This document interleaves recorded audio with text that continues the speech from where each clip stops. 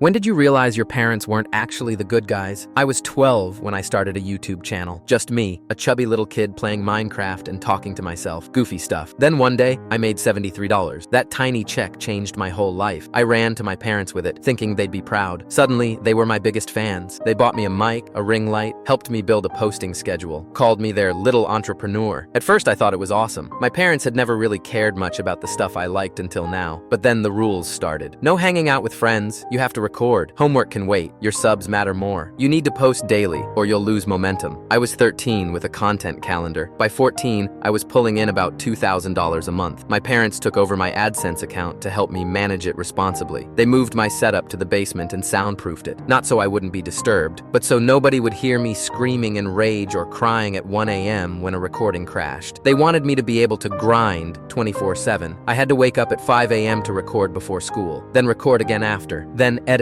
until midnight. On weekends, I was grinding 12 hours a day, no breaks. If I said I was tired, I got guilt-tripped about how other kids just played video games for free and I was building an empire. When school clashed with content won. They wrote fake sick notes so I could stay home to collab or ride a viral trend. Your education is YouTube now, my dad said. This is your future. My grades collapsed. Friends disappeared. Teachers started calling about truancy. But by 15, I was making over $5,000 a month, so my parents didn't care. In fact, the punishments for underperforming got worse. If a video flopped, I'd lose my phone and be grounded to the basement until I posted a new one. If I missed an upload deadline, no food until I finished. I wish I was exaggerating. If I complained, they'd say, "We're supporting your business. You don't want to end up a loser, do you?" No school clubs, no sports, no nothing. Real YouTubers don't need extracurriculars, they said. The algorithm doesn't take weekends off. The worst part? They convinced me it was normal. You're not like other kids, they said. You're special. You're going to be rich and famous and thank us someday. By 16, I was making $8,000 a month, but I was a wreck. No friends, no hobbies, socially awkward, behind in school, just a human upload schedule living in a soundproof cell. Then one day, I got invited to a YouTube conference. I was hyped, my first time traveling without my parents. I met other creators my age. They had lives. They talked about taking breaks, going to school dances, hanging with friends. I mentioned my schedule, and their jaws dropped. One girl's mom pulled me aside and said, "That sounds like child exploitation." That hit me like a truck. That's when I realized my parents weren't supporting me. They were managing a business. I was the product. They were pocketing every cent. They told me they were saving the money for my future, but I'd made over $200,000 and never saw a penny. They handled it all. So I started secretly redirecting payments to a friend's PayPal, kept it quiet, saved up. Last month, I turned 18. I moved out the next day. Now my parents are freaking out, saying I betrayed them, threatening to sue, but I finally feel free. I'm still doing YouTube, but now it's actually mine.